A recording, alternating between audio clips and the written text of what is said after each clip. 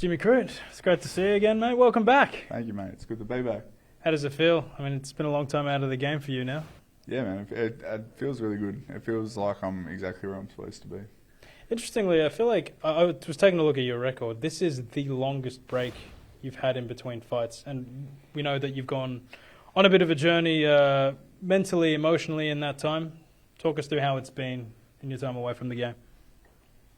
It's sort of hard to sum up because so many things have happened and there's Yeah. so many moving parts. But I think journey. It's been a journey back to this position in time. So it's been a wild one.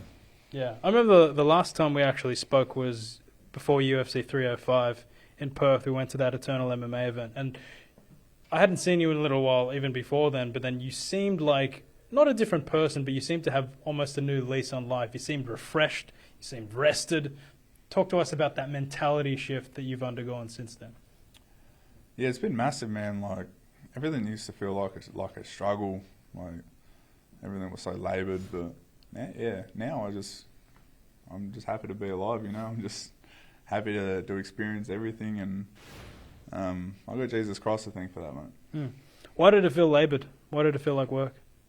Just exhausted, always exhausted, always tired, always just sleepy. Why? What's the difference? Are you still training the same? It was all mental, like holding on to shit that doesn't serve me, holding on to all this made up story in my head, mate, holding on to all this negative emotion stored within my body. Just let it all go.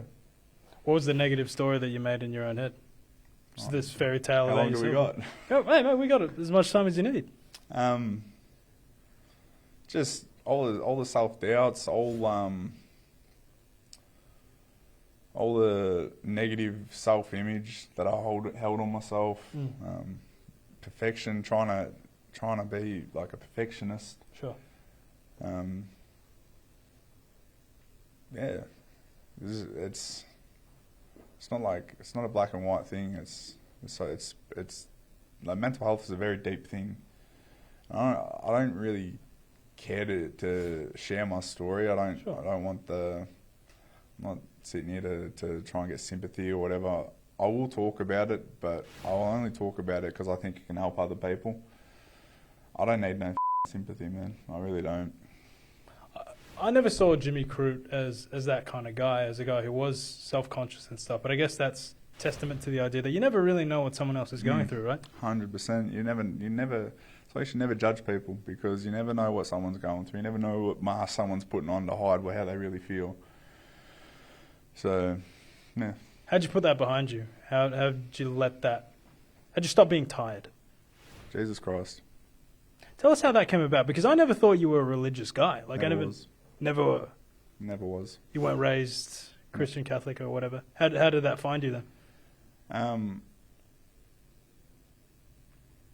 I was just sort of hit rock bottom, and I just prayed to God, and I was like, made me a better man. You hear those stories about people hitting rock bottom, and then they last ditch efforts. But that's real, mate. Like that happens.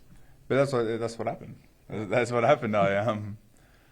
And then it wasn't like a straightforward thing. Like, it was like a journey that God took me on to bring me back. It feels like He brought me back to myself and just let me shed all the shit that I was carrying that I didn't need anymore. When you were down there at rock bottom, did you pray to like a specific God, or were you just saying, somebody out there help? God, yeah, God, and then God revealed Himself as Jesus Christ to me. And you feel like that's helped you now? You feel like a renewed athlete with renewed vigor now? I just feel like that in life, not even in the sport, just in life. I feel excited. I feel blessed and excited to be alive. And you know, the great thing about you, Jimmy, is like you're still so young. Like, you entered the rankings at such a young age, and there's still so much ahead of you. Do you still feel that? Oh yeah. I'm far from, what did light heavyweights hit their prime at?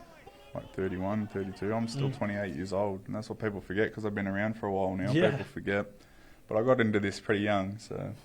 Well, we were at UFC 290, obviously covering you, covering Rob and Volk. And that night when you removed the gloves inside the octagon, I was saying, is Jimmy available for a chat? But you seem to be in a headspace where you didn't want anything to do with it anymore. Is that accurate?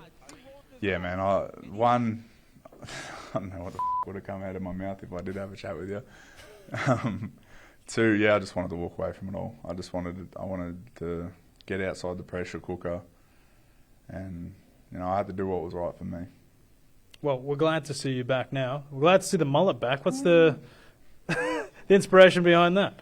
I just want it. Okay. I just go grow it because I want a mullet. Yeah, fair enough. Well, I don't think you ever should have gotten rid of it, to be fair. Thank you. You're the first person that's ever said that. Hey, he's an Aussie larrikin. Rodolfo Bellato. Yeah. Obviously a very tough opponent. Have you seen much of him, and what do you make of him? Yeah, obviously I did my film study. He's well-rounded, and he's big, and he's a powerful dude. They call him the tractor.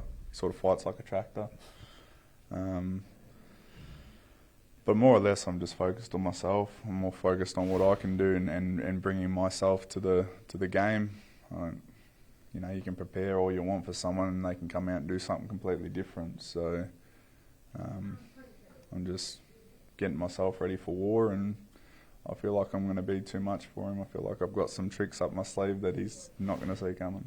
Okay, well, speaking of focusing on yourself, what differences do you feel like you've made tactically and approach-wise that will make you a better fighter this time around? What mistakes do you feel like you've corrected?